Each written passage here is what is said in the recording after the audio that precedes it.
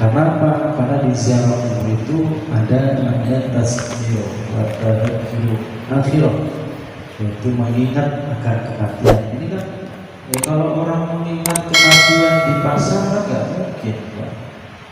Orang mengingat kematian di masjid juga kadang-kadang jarang, karena di masjid biasanya pahala yang dikatakan. Kalau nggak di kuburan mau dimana lagi?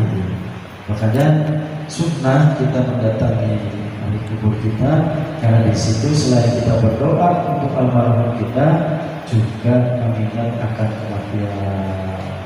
Itu harus bisa jawab gitu ya. Dan juga kita mau tabaruk. Nah, dengan kita menziarahi kubur itu kita tabaruk ya. Jadi kita tabaruk. Jadi kita juga melihat bagaimana nanti di kubur itu seperti apa. Kita harus tahu Pak. Kalau kita nggak ngikutin memakamkan orang atau minimal kita menziarah ya nggak bisa. Orang yang kadang-kadang ikut ziarah orang dulu sudah aja kadang-kadang masih susah ya, untuk berpikir akan mati, apalagi kalau enggak.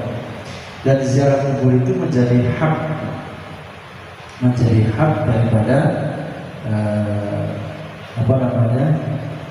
menjadi hak dari ahli kita. Man zara qabra walidayhi aw hadin hima faqara indahu yasin Qur'an al-Hakim. Sebenarnya ya. Nah ini man zara qabra walidayhi aw hadin hima fi kulli jum'atin. Barang siapa yang menziarahi kubur kedua orang tanya atau salah satunya pada setiap hari Jumat, maka Allah akan mengampuni dosa dan termasuk orang-orang yang berbuat baik pada orang tuanya. Jadi ada perbuatan masih hidup, ada perbuatan yang ketika sudah mati. Berbaktinya kita kepada orang tua kita ketika hidup ya ada, tapi setelah meninggal pun ya masih. Kan ada sebagian kaum Pak, ada sebagian orang yang kalau sudah meninggal ya sudah kayak binatang Pak, dibungkus, dikubur, udah ditahlilin tidak, apalagi dijenguk, bahkan kuburnya pun tidak ada apa-apanya, seakan-akan sudah melupakan semua. Kalau kita ahli sunnah wal jamaah sampai meninggalnya pun kita harus tetap berbakti dengan sama-sama kita hadir kalau punya waktu hari Jumat kita bersama. Hari Jumat mungkin yang setahun sekali pulang ya setahun sekali. Jadi jangan lupa bahwa yang sudah meninggal pun tetap sama harus kita perhatikan. Kalau memang tidak bisa untuk sampai ke sana karena jarak jauh, ya Jumatnya kita sama-sama berdoa. Kalau memang tidak bisa di rumah, ya di sini Pak. Makanya setiap minggu kita hadir di majlis, otomatis kita mendoakan kedua orang tua kita.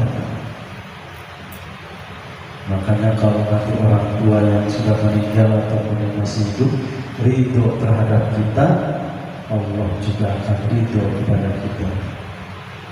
Gimana Allah akan ridho kalau kitanya nggak pernah mendoakan orang tua kita.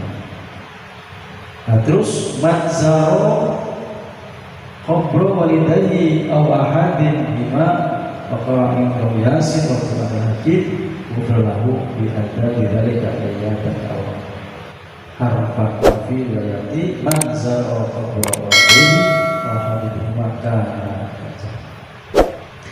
Barang siapa menziarahi kedua orang tuanya dan di situ membaca Yasin, Masya Allah, ini orang tua kita akan bahagia. Kita setiap minggu baca Yasin. Jadi bukan surah yang lain yang diriwayatkan. Seorang siapa yang berziarah kubur, sebenarnya kita hadir di sini pun dengan kita menyebutkan orang tua kita di tawasuli, di Fatihah sama saja. Terus kita baca Yasin sama saja. Makanya anak yang membaca Yasin, ya kalau Yasin Fadilah khusus untuk kedua orang tua kita, subhanallah, itu akan menjadi cahaya-cahaya dalam kuburan, jadi penerang kebahagiaan orang-orang tua kita. Makanya kita beruntung, Pak. Kita malah beruntung, makanya beruntung sekali kita ini punya amaliyah Yasin Fadilah. Jadi ketika orang-orang lain, jadi setiap malam Jumat itu kan sudah pernah saya ceritakan, itu ahli kubur itu kumpul, Pak, di satu tempat mengharapkan lemparan-lemparan daripada muslim. Bila hadratin bila arwahi jami'il muslimat, itu mereka dapat kebutan, Pak.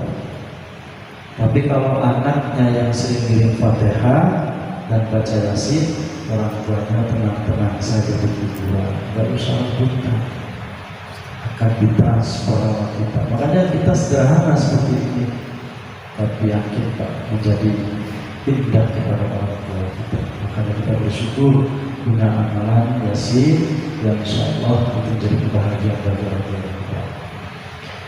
Man zara qabra walidayhi aw ahadihi makana, barang siapa yang ziarah kubur kedua orang tuanya atau salah satunya, maka dia seperti menunaikan ibadah haji. Lalu sebagaimana kalau jauh? Ya kalau jauh, kalau kita mengamalkan seperti ini, kita mengamalkan kita Fatihah sama. Ya kalau pas lagi pulang kampung ziarah dulu. Pahalanya kalau kita ikhlas, terus kita bacakan Fatihah kepada kedua orang tua kita yang atau salah satunya, terus nyambung kepada orang tua kita, itu sama ahadihima kana kahajjah, seperti pahalanya haji, seperti pahalanya ibadah menunaikan haji. Subhanallah. Man zara qabra walidayhi aw ahadihima kana kahajjah, seperti haji, Pak, amalannya. Baik pahala anak yang mendoakan orang tuanya ataupun orang tua, pahala haji kita misalkan kepada orang tua kita. Makanya subhanallah, kenikmatan kita ya. Jadi jangan sepelekan, kadang-kadang kita menyepelekan. Makanya beruntung sekali kita bersama-sama di majlis secara khusus kita membacakan Yasin. Karena satu huruf yang kita baca Yasin dan kita khususkan untuk orang tua kita, itu seperti hujan yang lebat di dalam kuburan. Jadi haruslah kuburnya panas, haruslah kuburnya berapi-api. Tapi kalau kita membaca Yasin Fadilah yang satu hurufnya diganjar dengan 10 harakah, 10 derajat, itu akan menjadi penenang orang tua kita. Orang tua kita di dalam kubur itu gak usah kemana-mana, gak usah berebut dengan orang lain. Bagaimana yang hidup sama. Kalau yang hidup masih hidup, ya kita niatkan ke orang tua kita untuk memberikan keberkahan orang tua kita. Itu sama. Jadi bukan yang meninggal saja, yang masih hidup juga dapat keberkahan dari doa-doa kita. Orang tua kita mendapatkan, yang lagi usaha orang tua kita, yang lagi sakit orang tua kita, yang lagi orang tua kita, dengan kita baca Yasin, kita niatkan untuk orang tua kita sama. Nanti akan menjadi obat, akan menjadi penenang, akan menjadi peneduh, akan menjadi pengampun dosa-dosa orang tua kita. Karena kita beruntung sekali Pak ya, memiliki ya, kajian-kajian kita akan diisi dengan kajian zikir Yasin, zikir toreko, zikir Nurul Hikmah, disambung dengan zikir toreko. Mudah-mudahan kita diakui sebagai toreko. Terus kita zikir Yasin dan kita ngaji. Jadi mudah-mudahan dijaga terus, biar kita nggak ngomongin orang. Kalau ada yang ngaji mau khusyuk bacanya